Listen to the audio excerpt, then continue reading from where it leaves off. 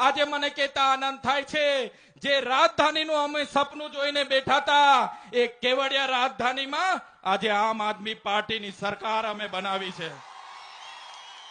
આવનારા દિવસોમાં ગુજરાતમાં અમારી સરકાર બનશે અને જરૂર જણાશે તો આવનારા ભવિષ્યમાં મહારાષ્ટ્ર, મધ્યપ્રદેશ, રાજસ્થાન અને ગુજરાતને જોડીને ભીલો માટે અલગ ભીલ પ્રદેશની પણ માંગ કરીશું. હમણાં જે જનગણના થવાની છે, ત્યારે આ જાતિગત જનગણનામાં પણ આ ગુજરાતની સરકારને અમે કહેવા માંગીએ છીએ, ગુજરાતમાં 1,25,00,000 આદિવાસીઓ છે. 1,25,00,000 એટલે કે 15% આદિવાસીઓ છે. ગુજરાતમાં જો સરકારે જાતિગત જનગણના કરવી હશે તો આદિવાસીઓ માટે અલગ કોલમ બનાવવો પડશે, આદિવાસી માટે અલગ સ્થાન આપવું પડશે અને આદિવાસીઓની જનગણના કરવી પડશે.